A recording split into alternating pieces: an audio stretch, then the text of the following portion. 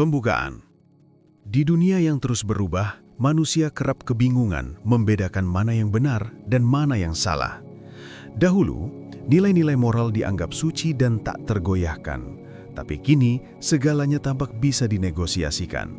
Apa yang dulu disebut dosa, sekarang dianggap pilihan hidup. Apa yang dulu dianggap mulia, kini malah ditertawakan. Lalu kita pun bertanya dalam hati, apakah moral itu bersifat mutlak atau sebenarnya relatif? Pertanyaan ini bukan sekedar wacana filsafat di ruang kuliah. Ini menyentuh kehidupan kita sehari-hari, cara kita menilai, menghakimi, dan berperilaku. Ketika seseorang berkata, itu salah, dari mana ia tahu bahwa hal itu memang salah secara universal, bukan hanya karena adat atau budaya yang ia anut? Filsafat etika berusaha menjawab dilema ini. Ia mengajak kita untuk berpikir lebih dalam. Apakah moral berasal dari hukum alam, wahyu, atau kesepakatan manusia?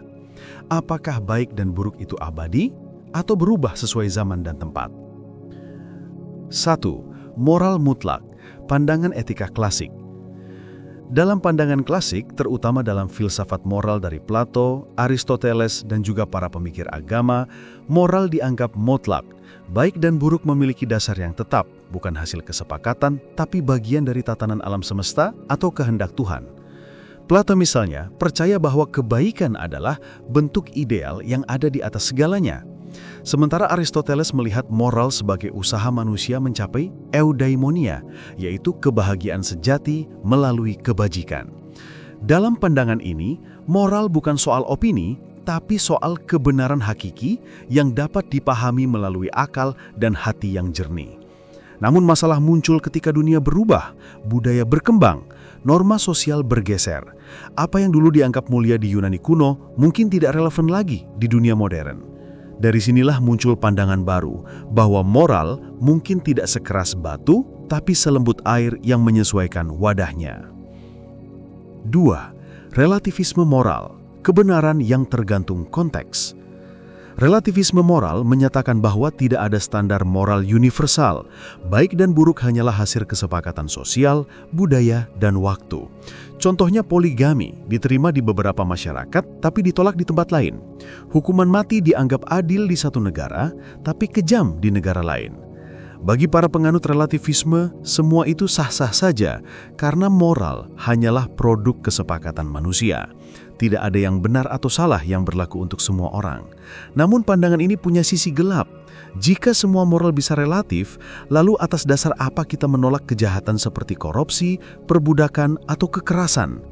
Apakah semua bisa dibenarkan hanya karena budaya? Disinilah dilema filsafat muncul.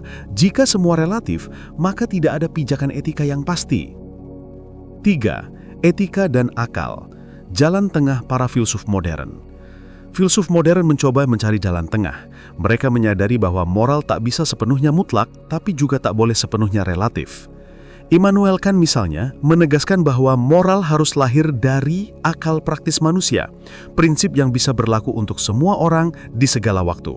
Ia menyebutnya imperatif kategoris, bertindaklah hanya menurut prinsip yang bisa menjadi hukum universal. Dengan kata lain, kebebasan berpikir boleh ada, tapi harus disertai tanggung jawab. Akal adalah penuntun agar manusia tidak tersesat dalam relativisme. 4. Perspektif stoikisme, moral sebagai disiplin jiwa. Kaum stoik seperti Marcus Aurelius dan Seneca memandang moral bukan sebagai aturan luar, tapi sebagai disiplin batin. Menurut mereka yang benar dan salah bukan ditentukan dunia, melainkan oleh logos, akal universal yang ada dalam diri manusia. Orang stoik tidak sibuk menyesuaikan diri dengan opini moral masyarakat. Ia berpegang pada kebajikan, kejujuran, dan ketenangan batin. Bagi mereka, moral sejati tidak relatif karena berasal dari dalam diri yang selaras dengan alam. Inilah pandangan yang bisa menenangkan hati.